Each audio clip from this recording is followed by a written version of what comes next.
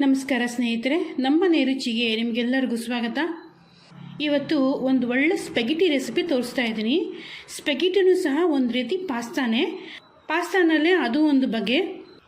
ಈ ರೀತಿ ಒಂದ್ಸಲ ಪಾಸ್ತಾ ಅಥವಾ ಸ್ಪೆಗಿಟಿನ ಒಂದ್ಸಲ ಟ್ರೈ ಮಾಡಿ ನೋಡಿ, ತುಂಬ ಚೆನ್ನಾಗಿ ಬರುತ್ತೆ.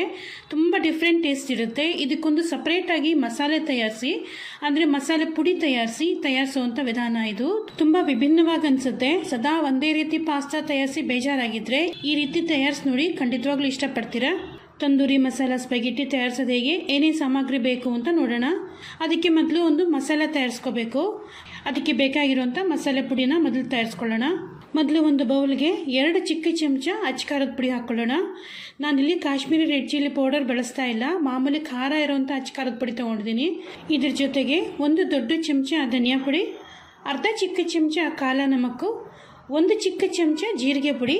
ಜೀರಿಗೆ ಹುರಿದು ಪುಡಿ ಮಾಡಿರೋದಲ್ಲ, ಜೀರಿಗೆನ ಹಾಗೆ ಪುಡಿ ಮಾಡಿರೋವಂಥದ್ದು. 1 ಚಿಕ್ಕ ಚಮಚ ಆಮ್ಚೂರು ಪುಡಿ, ಅರ್ಧ ಚಿಕ್ಕ ಚಮಚ ಗರಂ ಮಸಾಲ, 1 ದೊಡ್ಡ ಚಮಚ ಕಸೂರಿ ಮೆಥಿನ ಈ ರೀತಿ ಕ್ರಷ್ ಮಾಡಿ ಹಾಕ್ಕೊಳ್ಳೋಣ.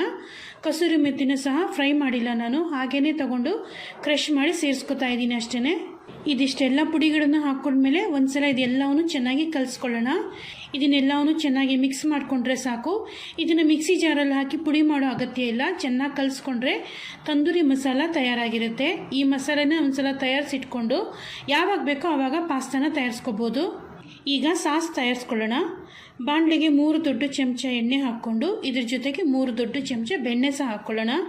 ಇದೆರಡೂ ತುಂಬ ಕರಗಿ ಬಿಸಿ ಆಗಕ್ಕೆ ಬಿಡೋದು ಬೇಡ. ತಕ್ಷಣ ಇದಕ್ಕೆ 1 ದೊಡ್ಡ ಚಮಚ ಅಷ್ಟು ಸಣ್ಣದಾಗಿ ಕಟ್ ಮಾಡಿರುವಂಥ ಬೆಳ್ಳುಳ್ಳಿ, ಸಣ್ಣದಾಗಿ ಕಟ್ ಮಾಡಿರುವಂಥ ಹಸಿರು ಮೆಣಸಿನ್ಕಾಯಿ ಹಾಕ್ಕೋತಾ ಇದ್ದೀನಿ.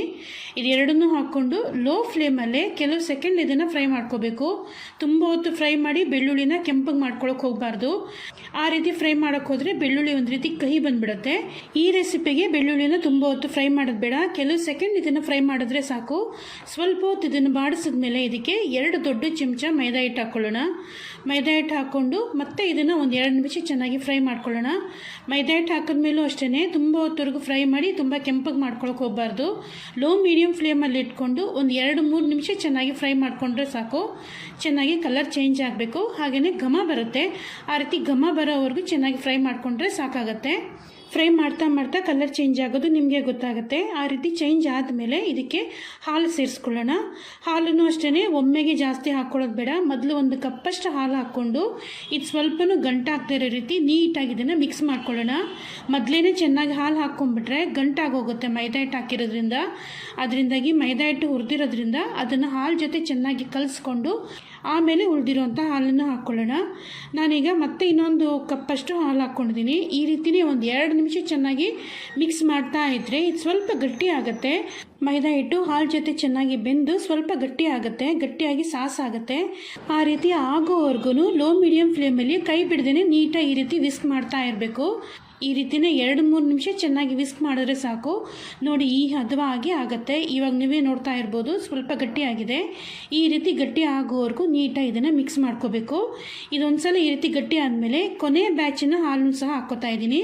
ನಾನಿಲ್ಲಿ ಟೋಟಲ್ ಆಗಿ 3 ಕಪ್ಪು ಹಾಲು ಹಾಕ್ಕೊಂಡಿದ್ದೀನಿ. ನಾನಿಲ್ಲಿ ಸ್ಪೆಗಿಟಿನ ಅರ್ಧ kg ಸ್ಪೆಗಿಟಿ ತೊಗೊಂಡಿದ್ದೀನಿ, ಅದರಿಂದಾಗಿ 3 ಕಪ್ ಹಾಲು ಹಾಕ್ಕೊಂಡಿದ್ದೀನಿ. ನೀವೇನಾದರೂ ಕಮ್ಮಿ ತೊಗೊಂಡಿದ್ರೆ ಹಾಲನ್ನು ಸಹ ಕಮ್ಮಿ ಹಾಕ್ಕೋಬೇಕಾಗತ್ತೆ. ಹಾಗೆ ಬೇರೆ ಪದಾರ್ಥಗಳನ್ನು ಕಮ್ಮಿ ಹಾಕ್ಕೋಬೇಕು. ಮತ್ತು ಕೊನೆ ಬ್ಯಾಚ್ ಹಾಲು ಹಾಕಿದ್ಮೇಲೆ ಮತ್ತೆ ಇನ್ನೊಂದು ನಿಮಿಷ ಚೆನ್ನಾಗಿ ಮಿಕ್ಸ್ ಮಾಡಿಕೊಂಡು ಇದಕ್ಕೆ ಒಂದೊಂದೇ ಬೇರೆ ಪದಾರ್ಥಗಳನ್ನು ಹಾಕ್ಕೊಳ್ಳೋಣ. ಮೊದಲನೇದಾಗಿ ತಯಾರಿಸಿರುವಂಥ ತಂದೂರಿ ಮಸಾಲನಲ್ಲಿ 2 ಚಿಕ್ಕ ಚಮಚ ಅಷ್ಟು ಮಸಾಲೆ ಹಾಕ್ಕೋತಾ ಇದ್ದೀನಿ. ಹಾಗೆಯೇ 1 ಚಿಕ್ಕ ಚಮಚ ಚಿಲ್ಲಿ ಫ್ಲೇಕ್ಸು, 1 ಚಿಕ್ಕ ಚಮಚ ಆರಿಗೆನೋ, ರುಚಿಗೆ ತಕ್ಕಷ್ಟು ಉಪ್ಪನ್ನು ಸಹ ಹಾಕ್ಕೊಳ್ಳೋಣ. ನಾವು ಸ್ಪೆಗಿಟಿ ಬೇಯಿಸುವಾಗಲೂ ಸಹ ಉಪ್ಪು ಹಾಕ್ಕೊಂಡಿರ್ತೀವಿ, ಅದರಿಂದಾಗಿ ನೋಡಿಕೊಂಡು ಉಪ್ಪು ಸೇರಿಸ್ಕೋಬೇಕು. ಇದೆಲ್ಲ ಪದಾರ್ಥಗಳನ್ನು ಹಾಕ್ಕೊಂಡ್ಮೇಲೆ ಲೋ ಮೀಡಿಯಂ ಫ್ಲೇಮಲ್ಲಿ ಮತ್ತೆ ಇನ್ನೊಂದು 2 ನಿಮಿಷ ಚೆನ್ನಾಗಿ ಮಿಕ್ಸ್ ಮಾಡ್ಕೊಳ್ಳೋಣ. ಇದೆಲ್ಲ ಪುಡಿಗಳನ್ನು ನಾವು ಮೊದಲೇ ತಯಾರಿಸಿಟ್ಕೊಂಡಿರೋಂಥ ಸಾಸ್ ಜೊತೆ ಚೆನ್ನಾಗಿ ಮಿಕ್ಸ್ ಆಗಬೇಕು, ಚೆನ್ನಾಗಿ ಹೊಂದ್ಕೋಬೇಕು. ಆ ರೀತಿ ನೀಟಾಗಿ ಇದನ್ನು ಮಿಕ್ಸ್ ಮಾಡಿಕೊಂಡು ಆಮೇಲಿಂದ ಸ್ಪೆಗಿಟಿನ ಶೋಧಿಸಿ ಹಾಕ್ಕೊಳ್ಳೋಣ.